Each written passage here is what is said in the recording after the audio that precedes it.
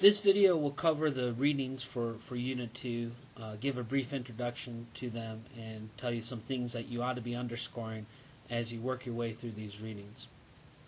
First, let's take the 3 chapters you'll deal with in High Mountains Rising for this unit. Chapter 1, and do notice that throughout the semester we'll jump around in this book. It's laid out chronologically, but we take more of a thematic approach in this class, so yeah, we'll be jumping around.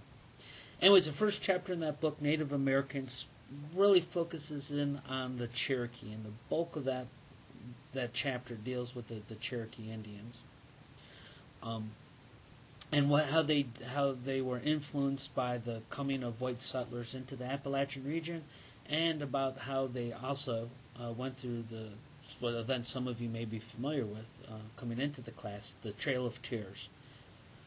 Do notice that not only are the Cherokee discussed in Chapter 1 in High Mountains Rising, but I do ask that you watch the great documentary American Experience, We Shall Remain, which deals, and one of the episodes in that documentary deal with the Cherokee Indians.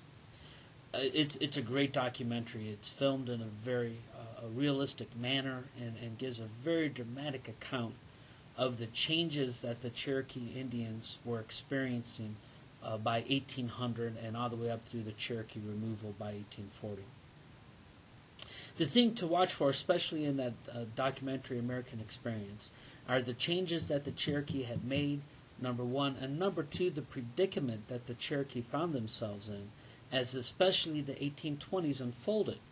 It wasn't inevitable in 1820 that the Cherokee would be removed and that the Cherokee would lose their claim to their ancestral lands. It wasn't inevitable, but the way in which the 1820s unfolded made it all but certain that removal would happen.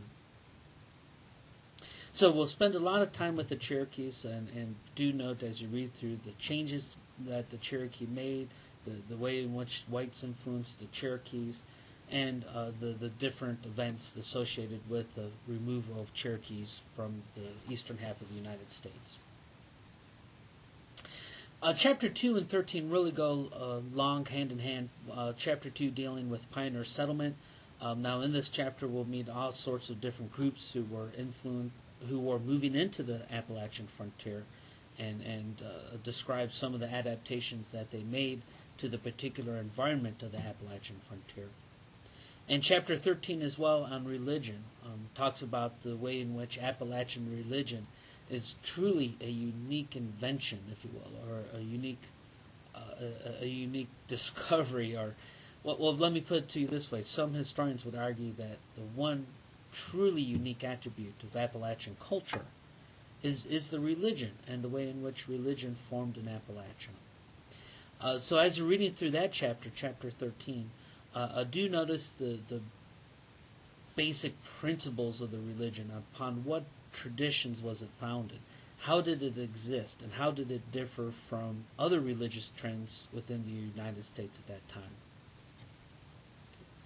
Now, do notice, so that covers the readings from High Mountains Rising. Do notice that there's a couple additional readings. One is by a historian by the name of Richard B. Drake.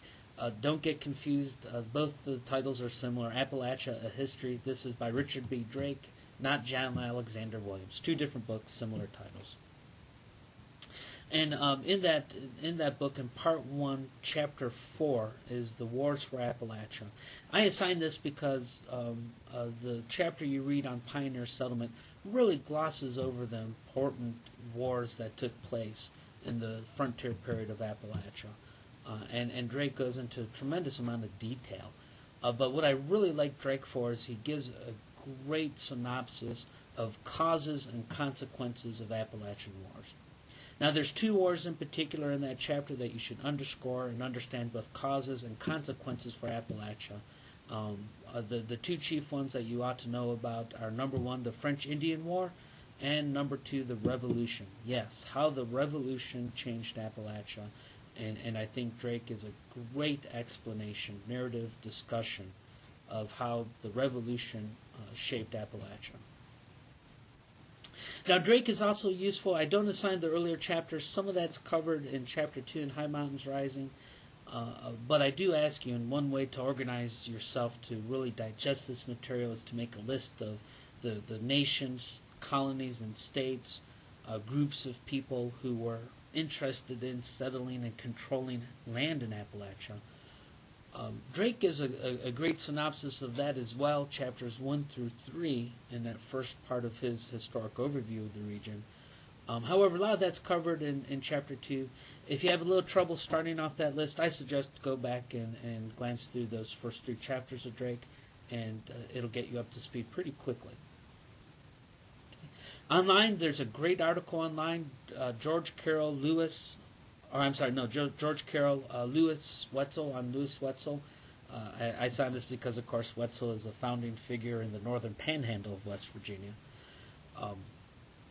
And it describes the process that shaped Lewis Wetzel's life.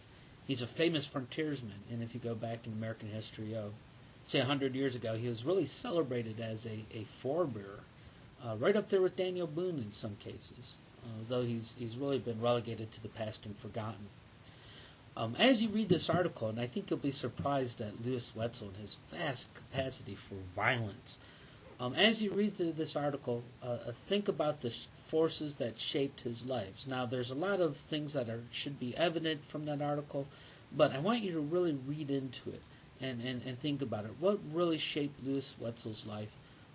We'll have this on the discussion board, and this is one of the more fun questions that we'll deal with this unit.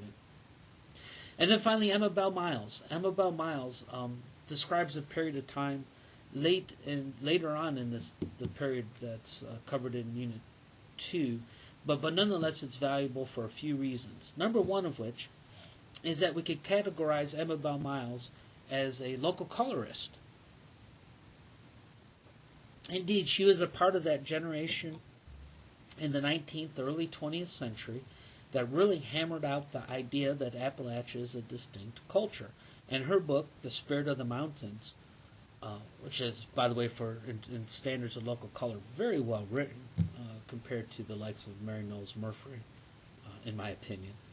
But anyways, in this book that's pretty well written, she describes the settler society that she witnessed in a very limited way in eastern Tennessee. Now, Emma Bell Miles describes the relationships that happened within the cabins and between the different log homes in eastern Tennessee. Now, do note that we should read this with a very critical eye and wonder more about Emma Bell Miles and the forces or what shaped her perceptions of the people she was observing. But in another sense, and for the purposes of this unit, I want you to think about, again, the forces that created adaptation among English-speaking settlers. Now, we could read between the lines with this and actually come to some conclusions of what shaped these people's lives and how they were perhaps different from Emma Bell Miles' experience. But in the end, it's a great short snapshot of what life must have been like for the Appalachian pioneers and for the pioneer settlers that are described in Chapter 2 in High Mountains Rising. And not only that, also it leads to a great discussion, a battle of the sexes, if you will. Who had it worse? Emma Bell Miles describes men and women in Appalachian settlement communities, and we ought to have some fun with that on the discussion board. Okay, so that pretty much covers some of the key readings. And one final thought with that American Experience documentary. Do note, and I had this posted on the Blackboard, that you can watch it free online streaming video. You'll need a fast connection, and you'll need a computer that has the most up-to-date flash animation on it. But nonetheless, you should be able to download that and watch it free pretty easily. I've never had trouble with it. But however, splurge, spend $1.99 and buy through iTunes the high-resolution video that you can download and keep and watch on your computer. I guarantee you won't be disappointed. It's a great documentary. All right, looking forward to discussing some of these points on the discussion board.